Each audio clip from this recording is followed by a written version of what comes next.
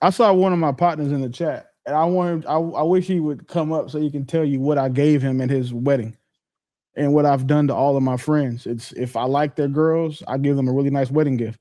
If I don't, I give them my attorney's card because I know they're getting a divorce anyway. And what I tell you is that everybody that I've given that card to has used it. Everybody that I've given that wedding gift to, they're still together. And like fellas, we know like when we meet our dude's girl, like we can see it because we're not, you know what I'm saying, we don't have those rose colored glasses on. So we see her for what she is. We pay attention to how much energy she's giving other men. We can tell how much energy she's giving us. Like we can tell how she comports herself and how she carries our homeboy. So when we actually go to the wedding, that's why I do that. And I'm literally 6 for 6. I haven't missed yet. And the reason why is because I know what happens on the back end. And unfortunately, I was the first one of my friends to be able to prove this. But like I've said a time or two on this panel, you don't know your wife until you sit across the table from her getting a divorce. That's the first time you really meet who she is. And I want them to be prepared for that. And, I like to pass out good business to black attorneys. So with that said, Willie, how do we get the fellas? Because we're gonna go the marriage route, whomever, right? But prior to that, prior to nuptial, how do we get the men to be able to assess what type of woman they're dealing with prior to papers being filed? They just have to be cut like that. They have to have something to lose, and then two, again, they have to just be intelligent enough to disconnect their feelings from saying their dick from their brain. Because a lot of dudes they marry these hoes or girls that I'm saying just pussy whip. Like, especially like if it's your friend's first time with a baddie, like he gonna tolerate anything a bunch of shit she do because it's his first time dealing with a woman that's that attractive. So he doesn't know any better. So he's like, well, I gotta do all of these things to keep access to her. So we just have to keep our homeboys like, hey, listen, this bro is for every one of these bad chicks, it's 10 niggas that's tired of her shit. Like, if we get them to understand that, I think that'll help men fare better in dealing with women overall.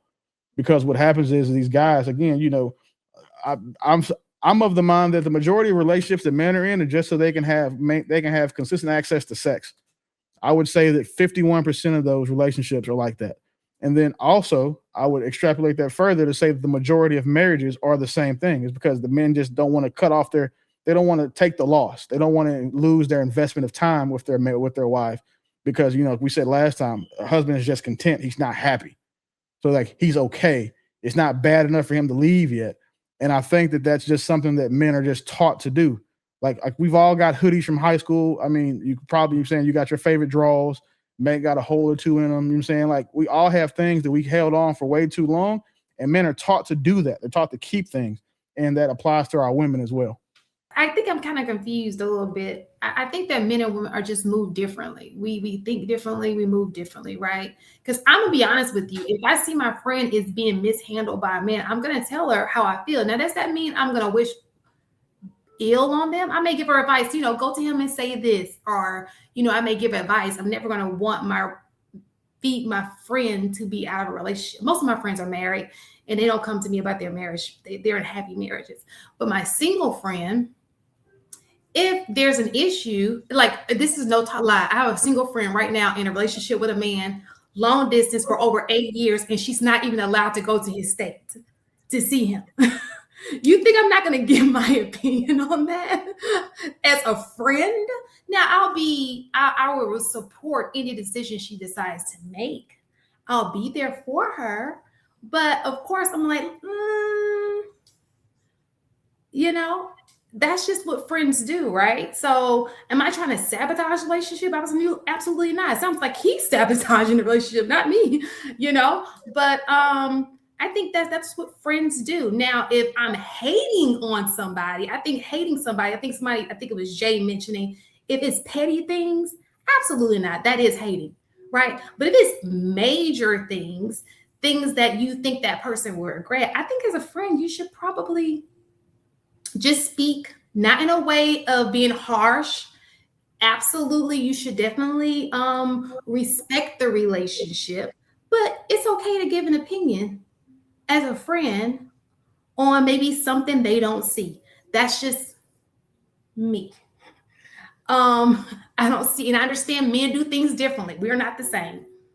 I can't say what men do, why they do the things they do. I'm just saying, as a female, and I would want my female friend to do that to me. Maybe she sees something, because when I'm in love, my head is gone. I'm be honest.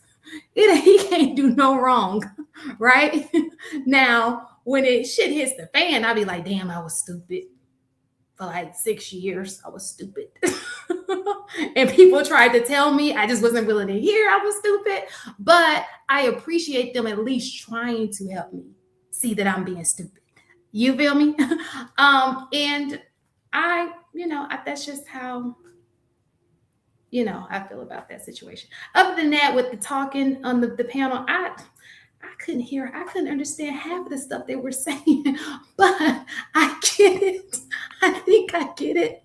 Again, men just have different relationships with other guys. And I would also say this, I don't think men vent to other men the way women vent to other women, right? Sometimes we talk too much about I think that was Pearl who said we talk too much about our relationship.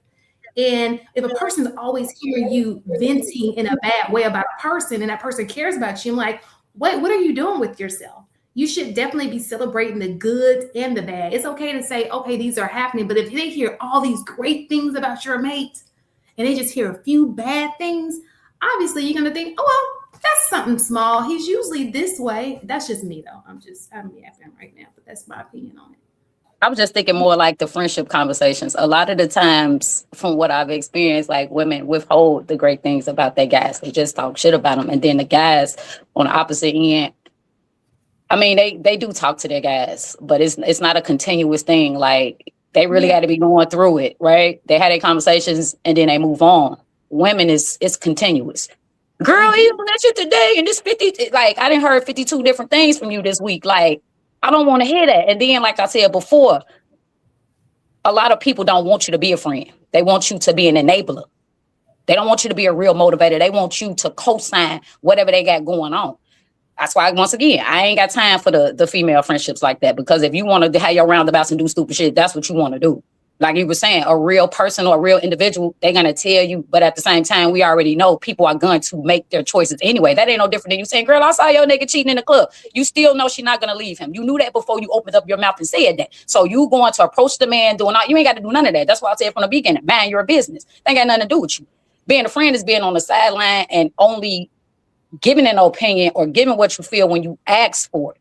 That's what we have to learn. Otherwise, she didn't ask you for it. He didn't ask you for it. They're not looking for you to say that. And if they are, like I told you, they looking for you to enable them or to support whatever they got going on. That's just been my experience. Like, people say they want friends, but they really don't, because real friends hold you accountable. And so many of us are running from that accountability because we got too much dumb shit going on.